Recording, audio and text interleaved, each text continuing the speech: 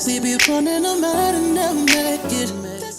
guys, welcome back to my channel. So today this video is going to be a little different because I've just been seeing a lot of things on the internet, on social media, with mainstream media, and it all comes to like a common denominator. Dear Black women, what are we doing? I see things and I don't say anything because I understand majority of my following are Black women. I see things and I'm just like,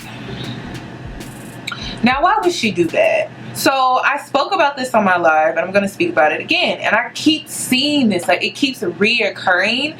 And me being a Black blogger, a Black social media influencer, I already have 2 strikes against me, so I have to be very careful with my wording, how I say things, when I say things, what type of things do I talk about. Like, I have to be very careful with that. So dear Black women, why is it that we always try to put ourselves up against the next Black woman?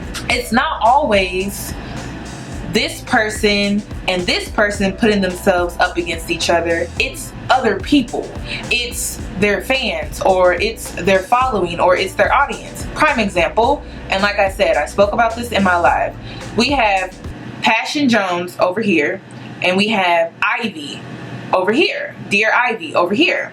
2 different women, 2 Black successful YouTubers, bloggers, social media influencers.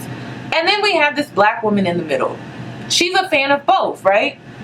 Why did she feel the need to comment something so disrespectful towards Passion Jones and then had the audacity to put Ivy in the middle? The girl in the middle wanted Passion Jones and Ivy to have a problem when there wasn't a problem. When she was being messy and decided to start some mess, I'm starting to notice that when it comes to my following or someone else's following, they'll be messy and they'll try to create drama. Like, they'll be messy and try to create or formicate an issue, and there wasn't an issue at all. There was a misunderstanding because you have a messy person like the commenter, like the fan in the middle, causing drama. And it's like, dear Black women, you don't see this happening in other races. You really only see drama being created within our race.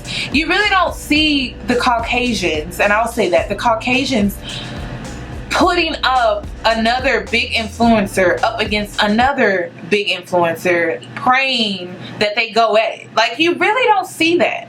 And it's like, why can't we all coexist? Like, why can't we all be supportive of one another, whether it's different views, religions, whatever the case may be?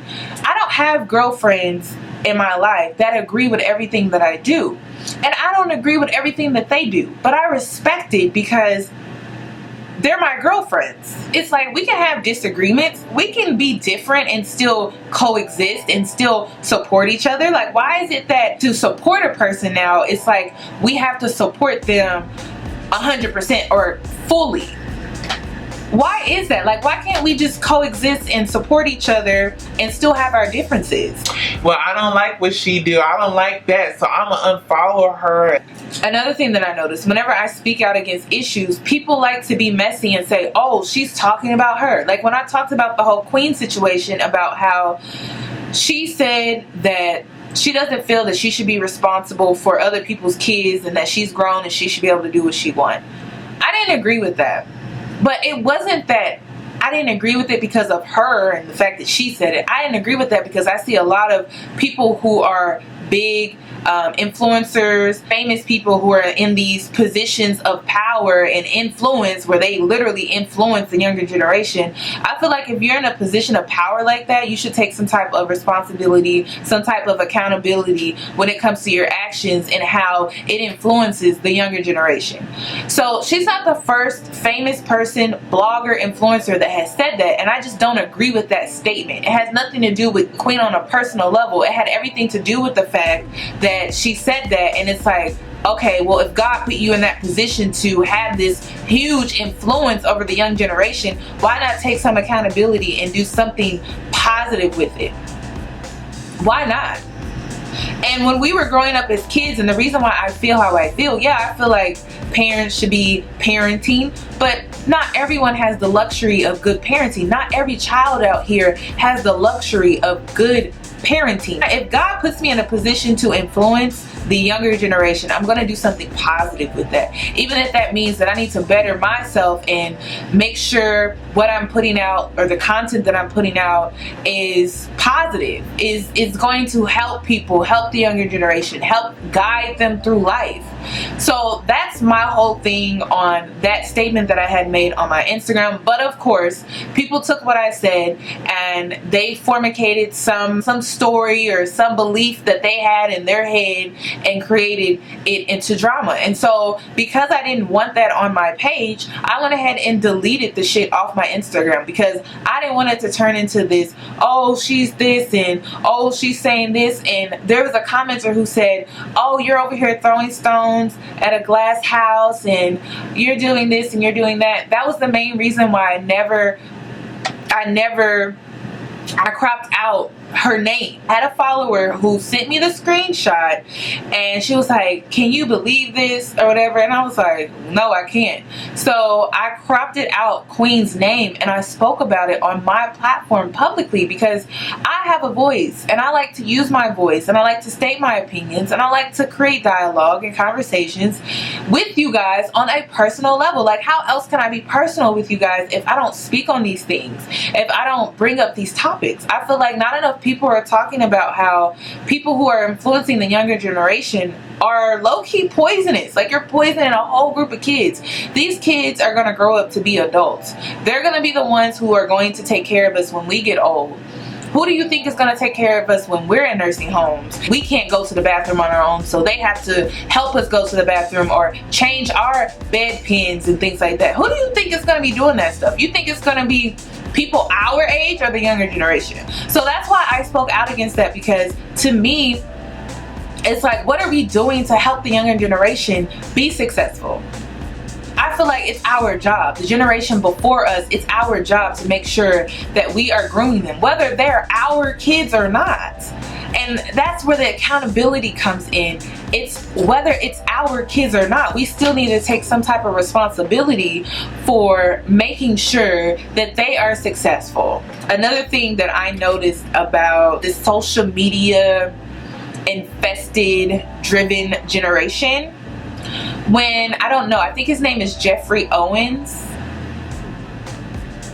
or George Owens, I don't know, but he was the man who played the character on The Cosby Show. He was trending because he was at Trader Joe's. He was caught at Trader Joe's working a 9-to-5 job, bagging groceries.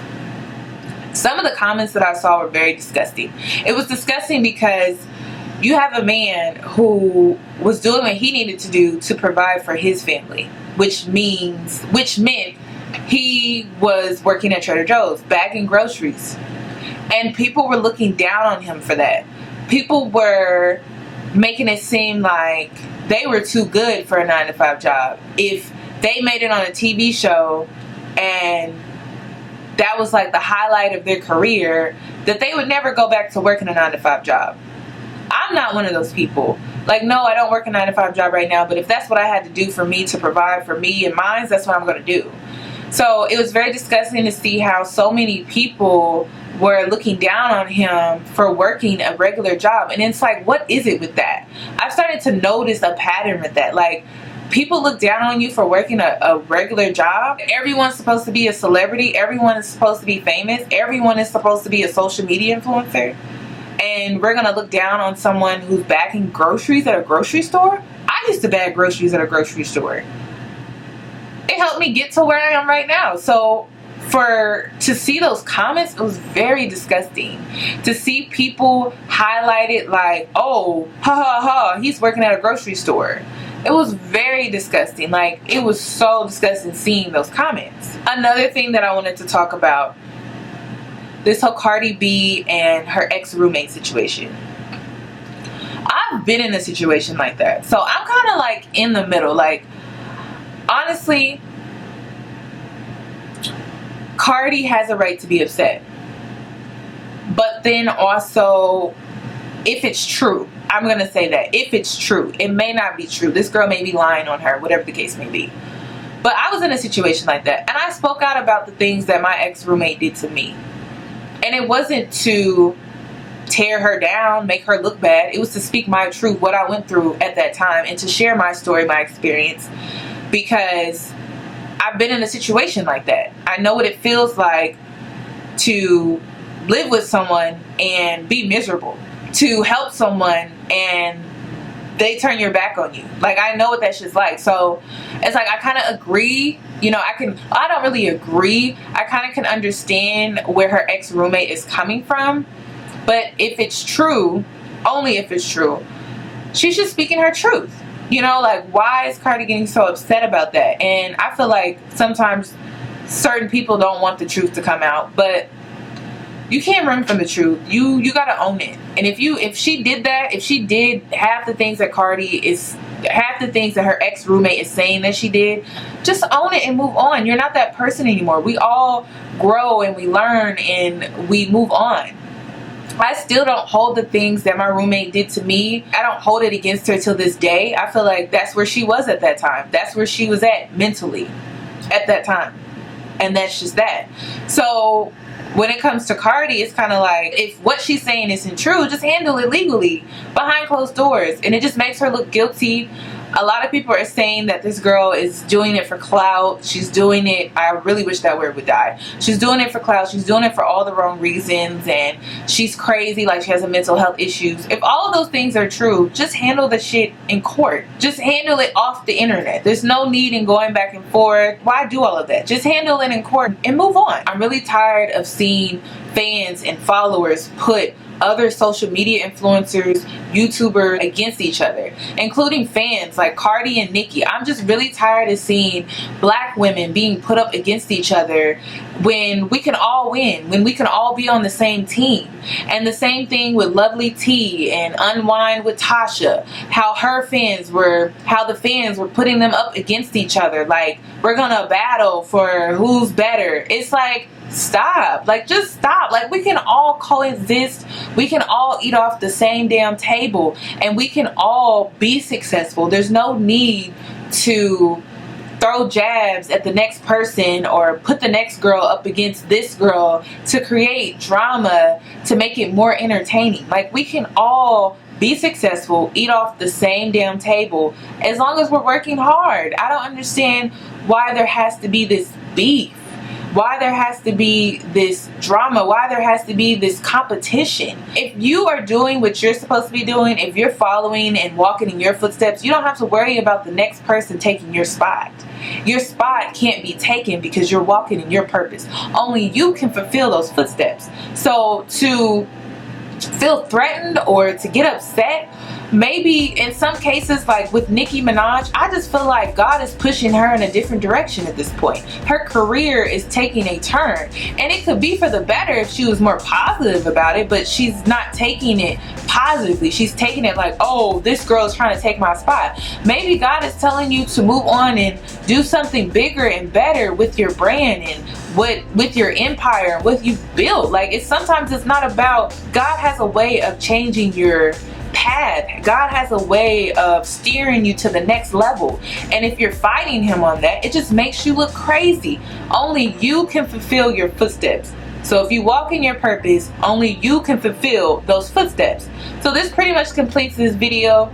Comment down below other mainstream media topics that you guys want to talk about, kind of like the Wendy Williams hot topic segment.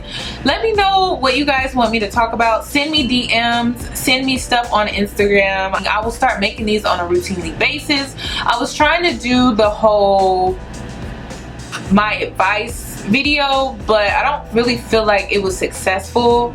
I love helping people and I love giving my opinion and advice on people's personal situations, but honestly, I don't feel like it got the attention that I needed to continue to make those on a regular basis. It didn't even get 2K views, and then on top of that, it only got 126 likes.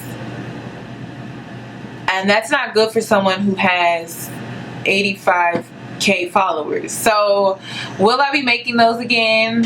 Probably not. That was like my test run to see how it would do on my channel, and it did not do well.